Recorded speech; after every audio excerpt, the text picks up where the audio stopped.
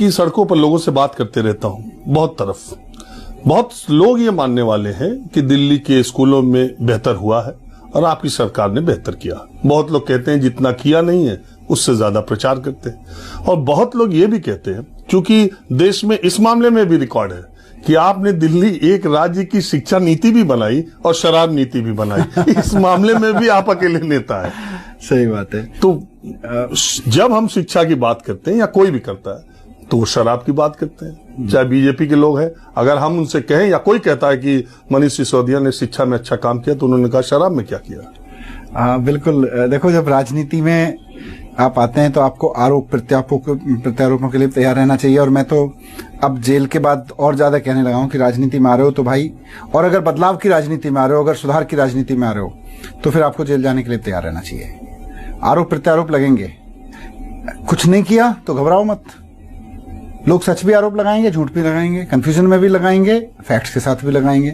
आप घबराओ मत। आरोप प्रत्यारोप, अगर आरोप आपने कुछ किया है फिर तो आप आरोपों से डरोगे। तो मैं इसीलिए नहीं डरता, मेरे को इसी से फर्क नहीं पड़ता। जिस दिन मुझे जेल लेके गए थे मुझे पता था कि इस मामले में कुछ निकलना नहीं है और कुछ होना नहीं है, क्योंकि कुछ लिया नहीं है। आज भी मैं कह रहा हूं, जब मुझे बेल मिली है, कि ट्रायल में देख लीजिएगा, इस मुकदमे में कुछ नहीं निकल सकता, क्योंकि कुछ हुआ ही नहीं है। बस ऐसी कहानी बना दी गई है। पर अब हम उस पर ज्यादा बात नहीं करेंगे क्योंकि मामला अंडर ट्रायल है। एजुकेशन पे काम करना अपने आप में एक गौरव की बात है। एक्साइज पॉलिसी बनाना एक मिनिस्टर की ड्यूटी थी, बनाई, और कुछ गलत नहीं बनाई। आज भी मैं कह रहा हूं, आज देखो मैंने जो पॉलिसी बनाई यहाँ पे दिल्ली सरकार में, जो पॉलिसी बनी, मैंने क्या बनाई, सरकार ने बनाई पूरी ने मिलके, वो पॉलिसी के बहुत सारे अंश बहुत सारे राज्य लागू कर रहे हैं। पर ये मैं ट्रायल में रखूंगा। पर बहुत सारे अंश उसके जो हमने यहां प्रयोग किए, वो बहुत सारे अलग अलग राज्यों में अलग अलग तरीके से प्रयोग कर रहे हैं।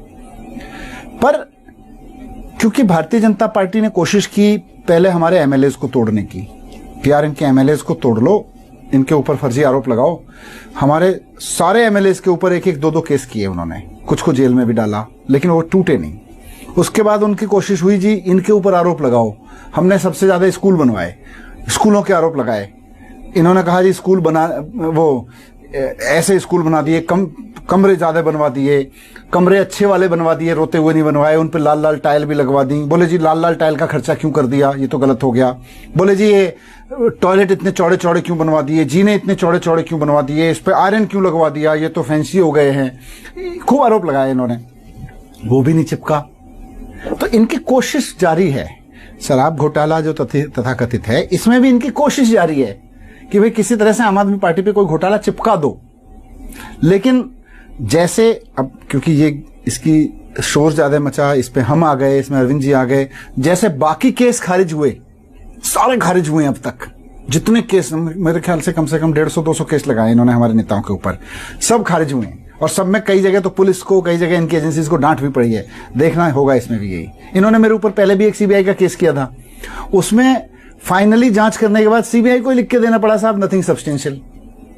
तो ये होगा, ये भी जाएगा केस ऐसे ही। अब वो तो ट्रायल में आएगा, देखा जाएगा।